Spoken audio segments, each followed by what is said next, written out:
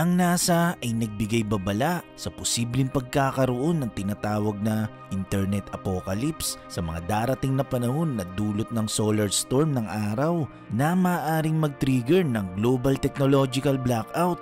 Ibig sabihin, ang lahat ay mawawalan ng internet access ng ilang buwan o higit pa.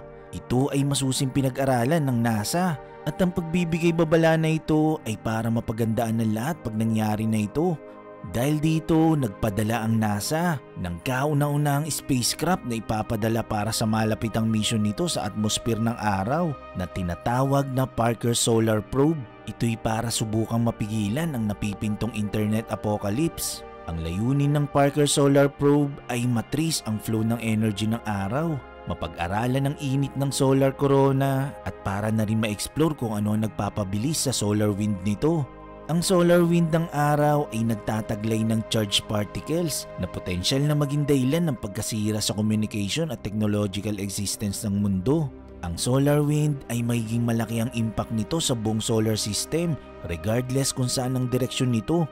Ang ating araw ay napapalibutan ng jacket of gases na tinatawag na atmosphere habang ang pinaka-outermost part ng atmosphere nito ay tinatawag na corona.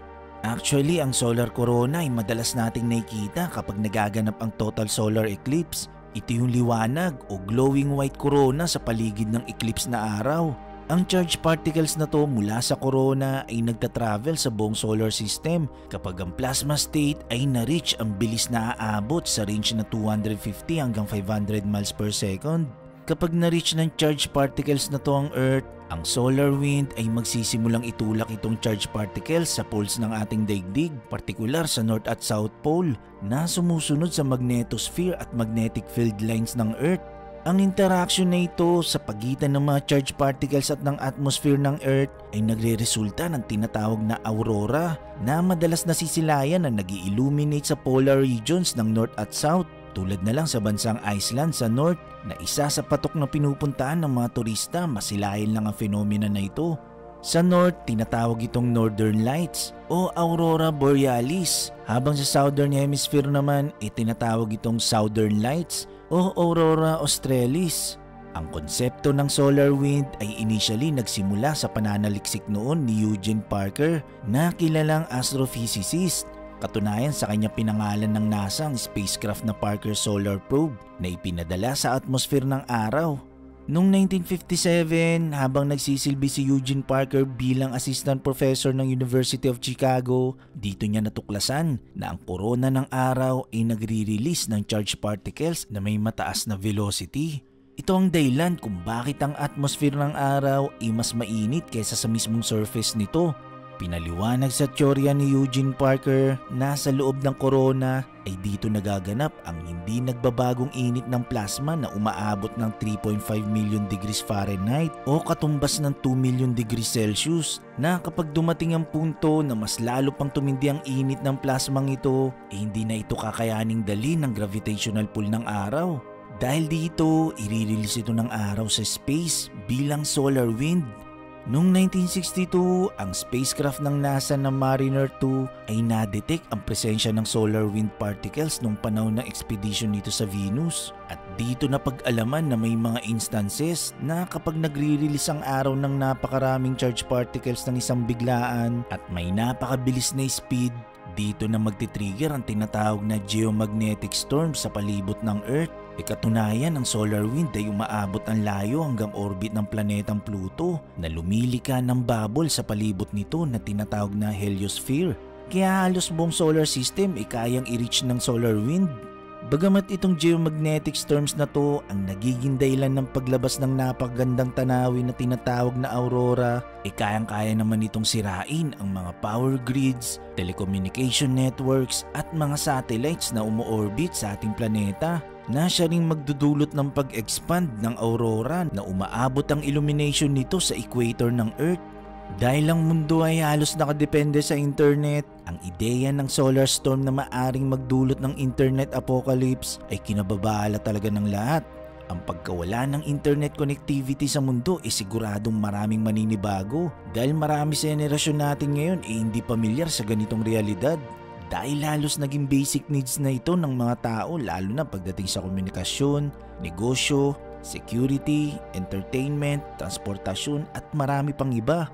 Hindi na magagamit ang mga telepono at hindi na makakapag-call and text sa mga cellphones dahil nakaasa lang ang mga device na ito sa internet infrastructure for operation. Hindi lang mga online platforms ang maapektuhan dahil ang lahat ng system na supported ng telecommunications ay hindi na rin magiging available. Ang mga TV channels ay malilimitahan ang access. Bagamat ang television programming ay transmitted sa pamamagitan ng broadcast towers na ma-access pa rin sa tulong ng antena, magre-resulta pa rin ito ng pagkawala ng access sa majority ng mga TV channels dahil sa pag-collapse ng cable at satellite systems. Ang social networking sites naman tulad ng Facebook, Twitter at Instagram ay hindi na rin ma-access na siyang puputol sa mga tao na makakonect at makapag-communicate sa iba instantly. Kumbaga, ang tanging tools na inaasahan ng tao para makapag-keep in touch sa mga mahal sa buhay ay mawawala na.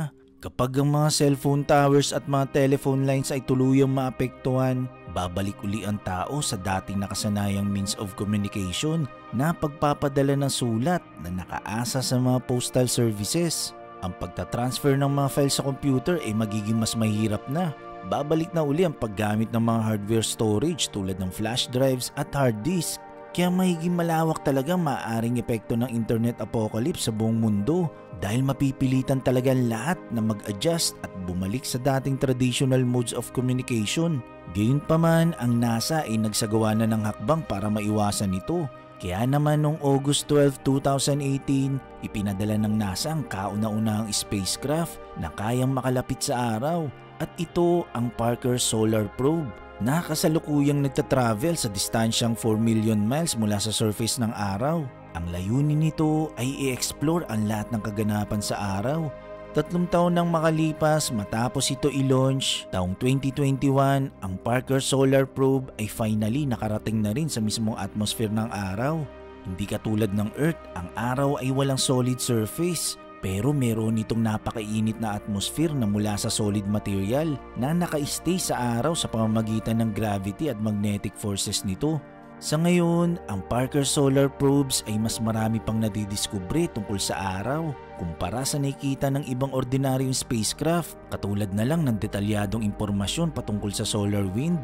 Kaya nga imagine ang isang araw lang na walang internet, dun pa lang mas maintindihan natin kung gaano ito kaimportante sa modernong panahon at henerasyon natin ngayon. E papaano pa kaya kung buwan ito aabutin o hanggang taon itong mawawala?